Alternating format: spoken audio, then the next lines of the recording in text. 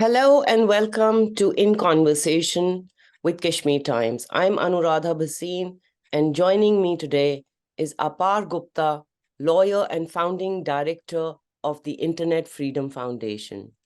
And we are going to talk about what digital space, digital freedoms, and privacy look like in India. Thank you for joining us, Apar. Thank you so much for having me here, Anuradha. It's a pleasure to be here. Thank you. So recently, the government of India introduced the Broadcasting Services Regulation Bill 2023, which empowers the government to regulate any online creator or news media platform. And you have called it as paternalistic mechanism of censorship and government control. At the same time, the government of India has introduced a digital advertisement policy, which will allow the government to empanel OTT platforms and place ads as well as produce in-film advertisements. And how do you see both these bills together? And could you elaborate what they would look like? So thank you so much, Anuradha, for prompting that question. Just one thing I would like to clear in terms of my credentials. As of today, I've stopped my association with IFF. I'm merely observer in a board capacity there. And that also hopefully provides me a greater level of candor in my comment as an individual, as a somewhat of an advocate for fundamental rights under the Constitution of India. The topic which you are prompting comes from two documents which have been released on 10th of November, which comes right before Diwali. And that's maybe because a lot of people may not have noticed it, because the day after Diwali also newspapers don't publish, because that's one of the holidays which are given to staff, journalists, as much as they work in metropolitan cities in India. So the first document is a draft Broadcasting Services Bill, and it's been announced by the Cabinet Minister, Mr. Anurag Singh Thakur, as future-ready, as well as something which is there to modernize our regulatory landscape, which is with respect to television broadcast, which is happening more often now in India due to what are called as OTT platforms, over-the-top platforms, which is basically for entertainment purposes, something like Amazon Prime, Netflix, etc. But also it includes news broadcast, because a lot of independent journalists, for instance, Ravish Kumar, who has a very large following and was earlier a journalist at NDTV Hindi, and has now started his own YouTube channel as somewhat of a sensation. So they've shifted because of the corporate ownership changes which have happened in India, as well as the environment in which a lot of journalists can't any longer do broadcast journalism, but if they don't go by certain set frames of Islamophobia, bashing minorities, defending the government and attacking the opposition. So we should see this bill in the larger context of the political economy in which what we are today. This bill is a proposal. This bill essentially brings within its regulatory fold these OTT platforms. And people may ask, Apar, what's wrong with the government regulating something which people are watching now online?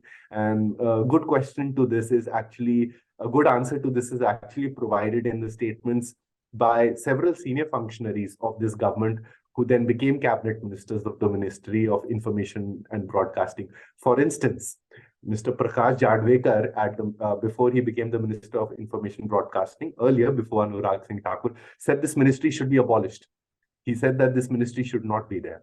The second document, and I can get into more detail around this, but essentially it's creating a system of government control over the digital news media landscape. But control is never complete with registration, prescribing, regulatory codes that this is what you should say, this is what you should not say. It's also through the carrot. It's also through the incentives which are offered. And here on November 10th, the second document is a digital advertising news policy. I think it's gone into effect, and it basically segregates different categories of broadcasters in the news media landscape as well as the entertainment landscape, which are there in the media ecology, as internet is now accessed by more than 800 million people in India online. So it has categories such as audio podcasts, but it also has individual creators.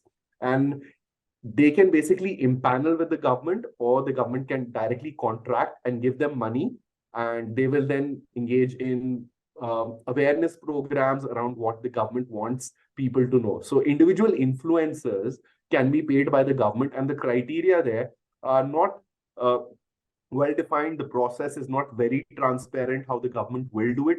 As much as there are criteria, it's not as if each time the government engages an influencer, it will tell people that this is the amount of money we paid to this person for this program. So those kind of requirements are not there in the document. And in fact, the document says that it can engage any person with a following of more than, let's say, 5 million followers, just due to their reach. So it's not because they have a command over a subject in any way. It's because they are just popular. So let's look at, there have been previous laws introduced, amendments to the IT laws, the digital ethics rules, and all of these actually empower the government officials again to become the judge, jury, and the arbiter of objectionable content, offload content, ask social media to deplatform, certain objectionable posts, and the objectionable would be determined by the government officials. In Kashmir, we had Kashmir Wala web portal ban. At least there's one instance. I don't know if there are more instances. So is there a systemic way that the BJP government is trying to build to phase out all content that the government is uncomfortable with? And what will this look like? So I think the government, to a large extent, under the Constitution of India, has the power of censorship, but it can exercise it for the purposes as prescribed within the boundaries of the Constitution. And now, of course, it's not been done historically in India. But what's new is that there's been a systemic effort which is focused towards curation of the online media ecology. What that means is that what an ordinary Indian sees, and then on the basis of that interaction with online content forms as an opinion, the government wants to control it to a large extent. And why I think it's very important for this government to do that is not only because it does not want critics against it. This government also has a pronounced cultural agenda in terms of reshaping Indian society as per majoritarian Hindu values. And that's important for us to understand, given its historic focus also on the Ministry of Human Resource Development, as well as the ministry which deals with education, textbooks, which has been a long-standing dispute. So if you put it within that context, these things become easier to understand. It becomes easier to understand in terms of a spectrum of censorship, which starts from a complete internet shutdown, and the region of Jammu and Kashmir suffered it in its absolute severity in terms of the period in which communications, internet-based access was blocked. And today we are seeing that with respect to Manipur, where mobile-based internet remains blocked for close to 6 months. These long periods of internet shutdowns are also mixed with a high frequency of internet shutdowns, in which India is the #1 country which shuts down the internet more frequently than any other country. Now, this is clearly disproportionate. But in addition to that, what's also happening, and while the internet is shut down, to a large extent, sometimes television broadcast news is still available in those regions, in certain regions. For instance, in Jammu, there were some channels which are available, etc. And to a large extent, these channels then are partisan. And one can accuse them of many other things, but it's very clear they're partisan. They're not putting questions to the government. They're not demanding accountability in a sense, right? So The other ways on the spectrum of censorship is then website blocking.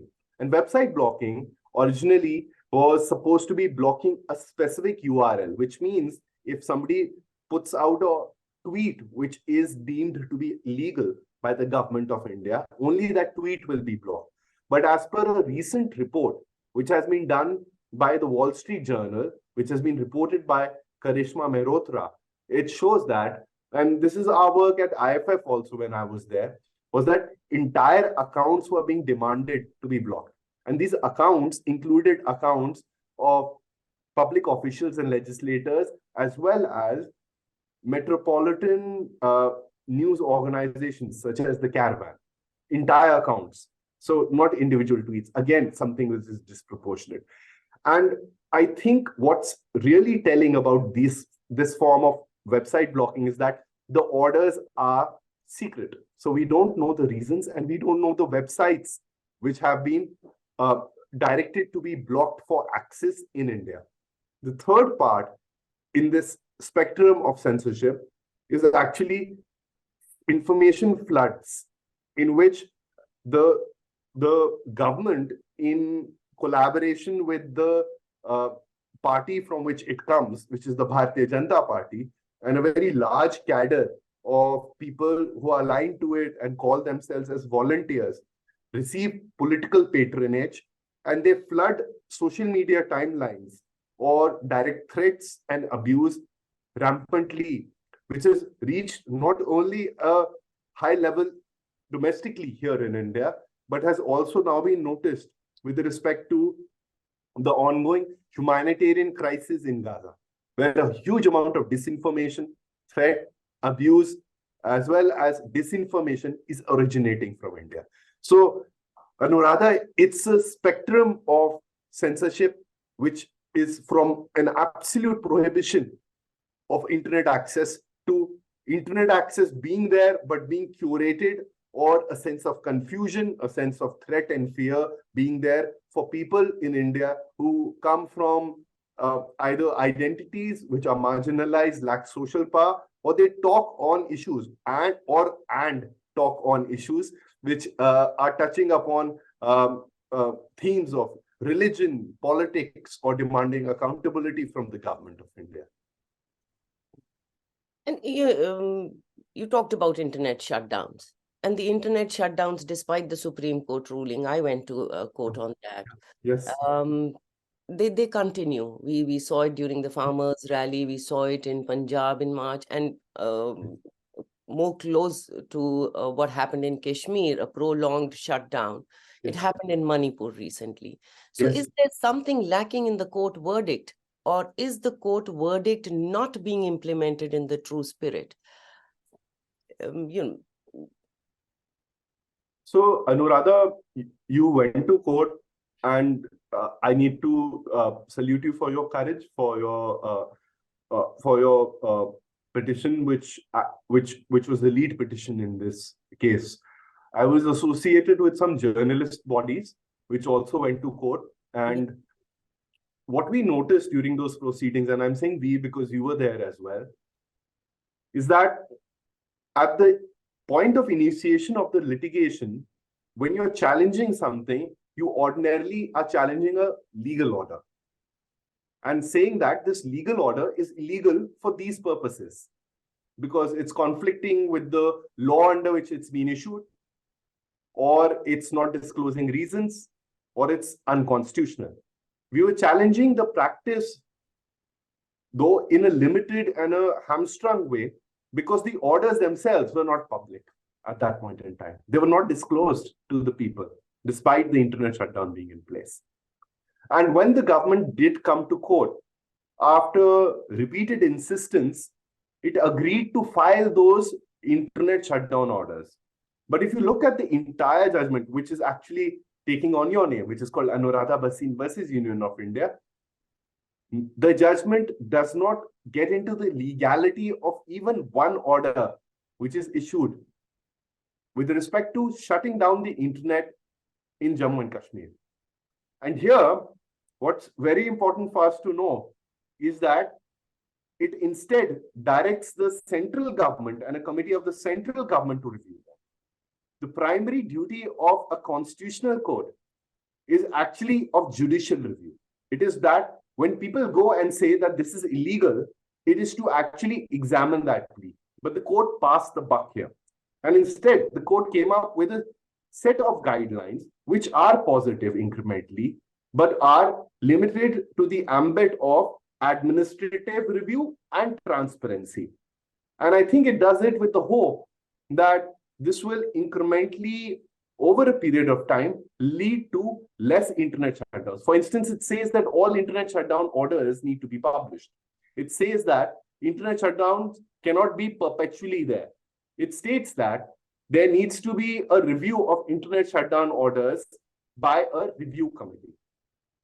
Now, even with these directions in place, a joint study empirically conducted, which excluded Jammu and Kashmir, because Jammu and Kashmir is quite often seen as being in a natural state of exception, given its historical background, in which constitutional rights do not ordinarily apply there.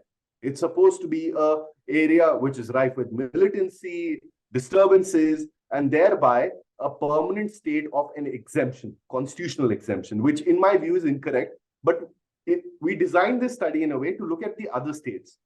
Is the Anuradha Bhasin judgment as well as the guidelines being enforced there? And what we found was fairly shocking. We found that review committees were not constituted, and the internet shutdown orders were being passed for reasons such as preventing cheating in exams or a public protest, which is completely constitutional under the it's actually the right of assembly, which is a constitutional right in India. So Anuradha, I think the judgment actually did not give us much, because even after the judgment, if we remember, the internet shutdown continued in Jammu and Kashmir, and petitioners went back to the court not once but twice. And then there was international pressure which led to a limited incremental form of restoration there. So I think the court did not do its job, or did not do its job completely. And, even what it gave, the court talked about that the orders for shutting down internet need to be placed in the public domain. Usually they are not. When they are, they are pretty vague. There's just a usual one-liner which mentions, the possibility of data being misused by anti-national elements. Yes. And it's never on time. Yes, it's never on time. So we noticed this practice in Jammu and Kashmir even after the judgment. There used to be internet shutdowns, and after 2 weeks, a whole set of orders for different districts used to be uploaded as a batch upload. And by that time, the internet would have been restored. So how are you even communicating to the very people the reasons for your administrative decision?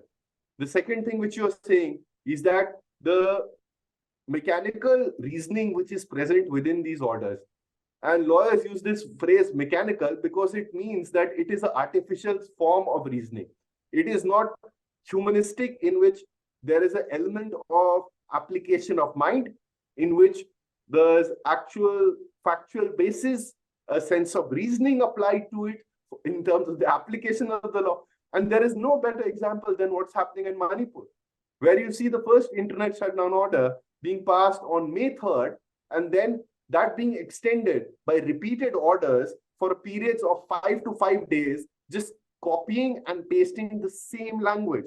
The language is similar beyond the boilerplate legal language to about 80 to 95% on a plagiarism software. But I think this is really disturbing beyond the lack of mind which is displayed by the executive branch of the state government. It also indicates it has very little fear of a judicial sanction, of judicial review of any of these orders. And I think this goes back to how I think that the courts are not doing their jobs, or are they not doing them incompletely. Something strikes me about the Manipur internet shutdown. There was a recent report by the Reporters Collective, which was also published in Al Jazeera, talking about how, people from both the Kuki and the Meitei community, some of them were circumventing the ban by hacking and invading the social media space, despite the internet ban. Now, in 2019, when there was a stringent internet ban in Kashmir, there was an absolute silence. And isn't it odd that despite Kashmir having produced some of the best high tech minds, there was no backfire impact? And even voices of Kashmiris outside Kashmir started gradually dying down. So, was there something different about the way that these two shutdowns were imposed? And, or was there something different about the public response? What is your understanding? I speak from my own bias when I talk to the public response. And my own bias also comes from some amount of interaction, Anuradha. So, for instance, I remember during that time when the internet was shut down in Jammu and Kashmir, I also used to co-manage alongside our social media team at IFF the social media handles. There was almost a sense of hopelessness which was there in the people. They used to, especially for Kashmiris outside who could access the internet, they used to question IFF's intent, and understandably so. These were people who could not contact their relatives, possibly were facing a form of deprivation, were feeling victimized, and there was always a undercurrent of sadness, of tragedy in their communication with us. And I found that fairly disturbing. Even voices from Jammu, which we heard quite often, they were pleading with the government. If you go back to Twitter, if you please see the handles of the Lieutenant Governor at that point in time, of the Union Minister for Home Affairs, Mr. Amit Shah at that time, on the date the internet shutdown was about to expire, one day before that, people used to place requests because they were under some amount, they were getting some type of rationed internet access. Line-based internet access, restrictions were there. Mobile-based internet access was 2G only, GPRS. So they could only do text, they couldn't stream video. And people may be thinking, well, they couldn't watch Netflix, so what's the issue? This is during COVID. They could not study, they could not take classes, they could not take remote medical consultations, teleconsultations, which is all being promoted in the rest of India. They could not talk to their relatives. They could not talk to business partners abroad. Jammu and Kashmir has a large export industry, which was destroyed. So I think what I sensed was a sense of sadness. And I think for people outside Jammu and Kashmir, I think the broader media did a huge disservice in not capturing it. It was seen as within the larger project of the Article 370 revocation as a way to equalize it as becoming a part of the Indian Union. I think there was it wasn't a healthy way, humanistic approach towards the entire issue. In as much, even for people who think that Jammu and Kashmir is an integral part of India, such as me. So I found it very disturbing. It was a lack of sensitivity. There was high level of apathy outside Kashmir. And that's the same thing with Manipur.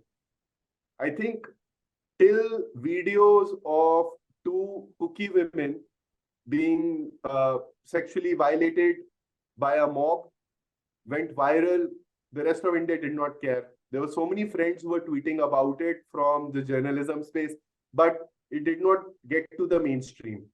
And it took an act of sexual violence to shock people's conscience. And there also I sense some level of paternalism, right?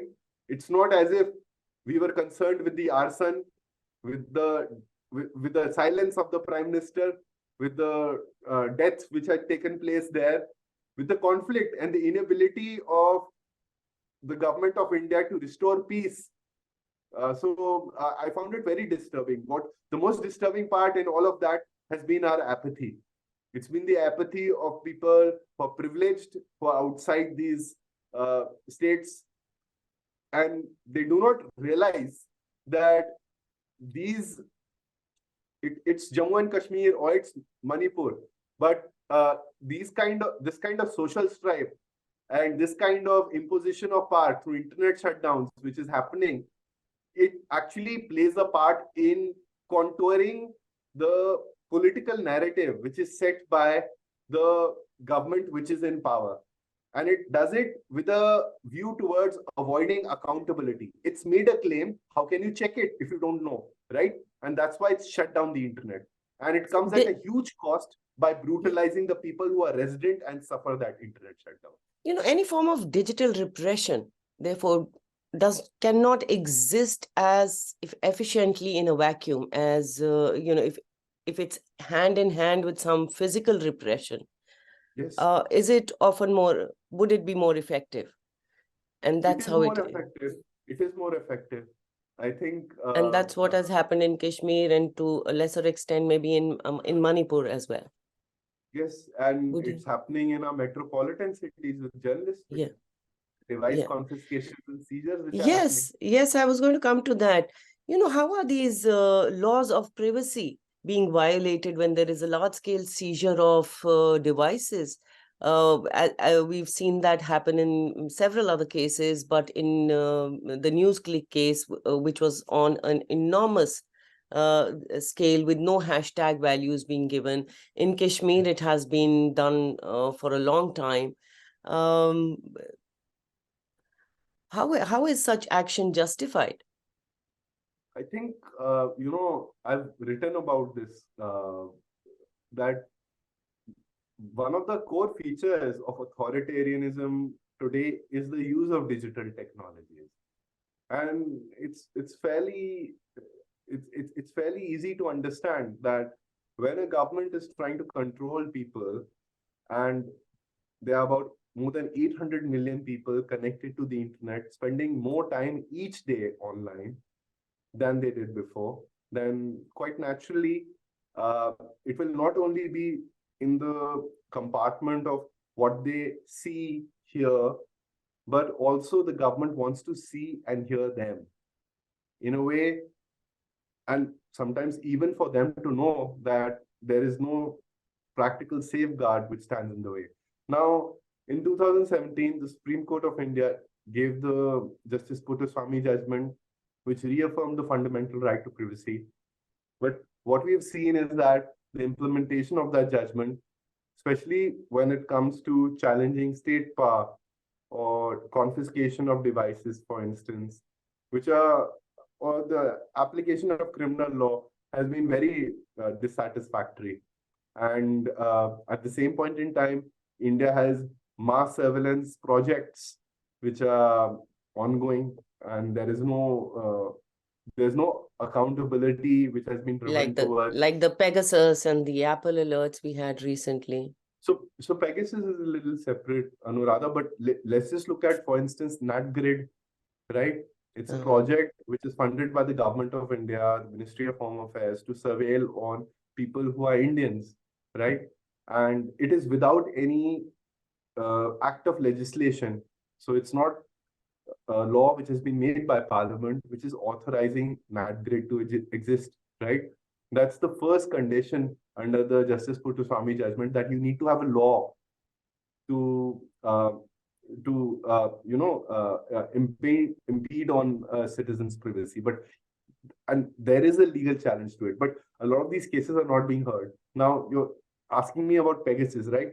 Pegasus is an example of repeated use, and I've made a video on it also. It's happened in 2019. It happened in 2021.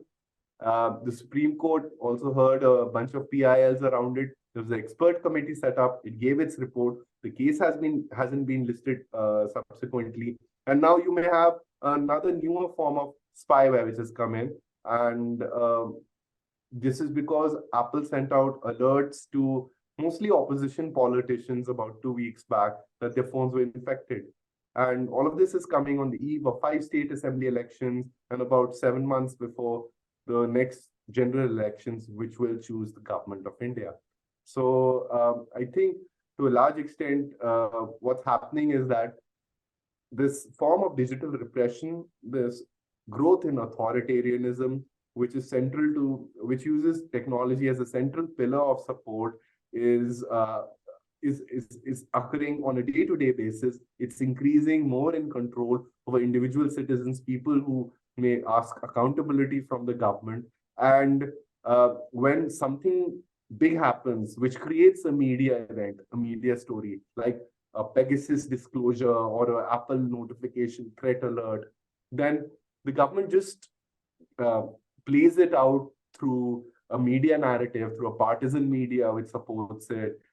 There is a lack of institutional action around it in terms of any kind of accountability, and slowly people get used to it. They say that Yes, this is that's what. what I want. Despite the fact that it is pretty dangerous, you even see the Bhima Koregaon case where Rona Yes, Wilson's electronic devices, there was a malware planted on it, and the entire case, it appears, has been built on the basis of that malware. There is citizens' data which is being stolen from the government websites and reaching the dark web. And yes, despite this, 82 there million. is such little awareness among the Potentially public half the about how, population of India. Potentially half the yeah, population. potentially half the population, and it's a huge size. Um, and despite all this, there's so little public awareness. Um, So, how, yeah, I think public awareness is one part of it. The other part of it is that uh, people in India have always had um, high demands but low expectations from government. They think that the government doesn't do its job well.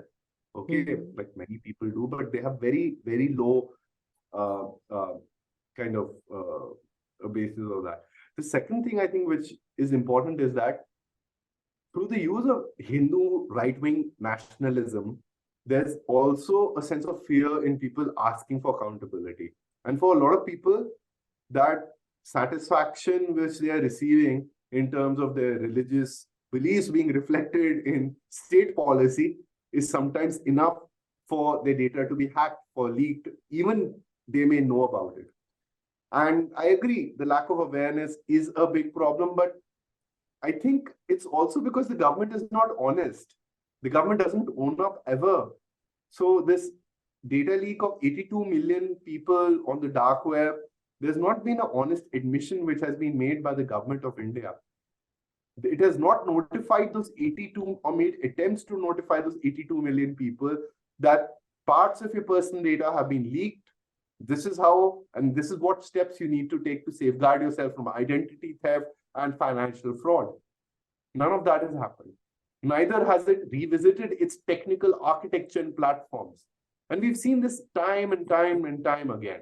There's bluster, there's denial, there's lack of admission, and any person who asks for accountability is ad hominem attacks are made and directed against them. So the substance of the allegation becomes much less important than the people who are asking for accountability and looking at who they are and what are their motivations. The conversation shifts towards that. Yeah, and surprisingly, this government uses the tagline of Digital India and boasts about it. Is that Yes. tagline in sync with the reality? And you To thank. some extent, so Anuradha, to some extent it is. I think, but they are the beneficiaries of telecom policies which have been set in the past. We have to remember that the any economy, for instance, in any country, for people who study economics, for instance, go through waves. So if you set a certain basis, then it will grow at a certain stage, and then it will show a certain lower growth rate at a certain stage. And similarly, with respect to technologies and technological adoption, it's a global trend. Teleconnectivity has risen in India, data rates have remained low. So, to that extent, I think digitization and the Digital India claim is correct. But the Digital India claim actually is a branding exercise. We need to look Yeah. at what was Digital India. When was it launched? It was actually launched by Mr. Ravi Shankar Prasad and the Prime Minister, and then they have successively done the Digital India Week. I've heard that speech. I've heard it repeatedly. And the basis of that was government e-delivery, right? And if you ask people today how much of the government services beyond the metropolitan elite is still done by e-services, e-delivery, etc., that's I think there's a huge gap between projection, propaganda, and reality, right? Now, I'll just use one specific instance because people may say, Apar, you're faffing. Okay. India had an online vaccination platform called COVID. And COVID is supposed to be a huge, huge success because it was essentially allowing people to register through their smartphones, get an appointment slot, and go get vaccinated. Now, for a moment, please consider two things. India has a large pharmaceutical industrial base and has been called the pharmacy of the world. Secondly, it has pioneered vaccination programs, especially for adolescents, and has actually received historic success against ailments such as polio. It's eliminated them, right? And this used to be done in primary health, primary schools, government schools, which are called Kendriya Vidyalayas or Anganwadis, etc. So there is history. So you're layering a digital platform on top of that. Now, in the peak of the second wave in North India, especially, when in the 18 to 38 age group, when you get vaccinated only through registration of COVID, academic papers through regression-based analysis have shown that more men got vaccinated than women. Why is that? Because more men own smartphones. The COVID vaccination platform, when it was launched, didn't have a privacy policy, only allowed one registration per smartphone per number, was only in English. And how many people speak English to the legibility where they can actually navigate a CAPTCHA form and enter? And also it excluded people who were disabled otherwise and would have higher risk of comorbidity. Now, we need to question then the eventual statistics which are there on COVID and then ask ourselves, is this digital India? I think digital India is a great slogan for people who are in metropolitan cities, who are people like me who have like about 3 internet connections, who come from the upper crest of economic privilege. It doesn't work for the rest of India. And that's why I think it's a misnomer.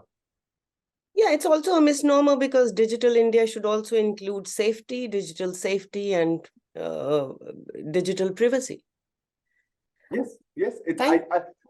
So Anuradha, when Prime Minister Modi went to Silicon Valley, and this is one of the important early speeches on digital India, and he was announcing it, there were a line of Indian American leaders from the tech fraternity, which included Satya Nadella, Sundar Pichai, and he names them by name. And in that speech, I've stated it quite often, he says that countries which were powering or empowering themselves on the basis of their constitutions will now power themselves from technology. And I think it's significant because it marks a departure from the values in the Indian constitution, which are towards equality, fraternity, social justice, liberty. And here you have a prime minister who's immensely popular and has tremendous power and has centralized it, saying that, well, you have the constitution earlier, now you will have technology. Thank you so much, Apar. Thank you for taking out time. You're welcome, Anuradha. Thank you so much. Thank you so much for having me.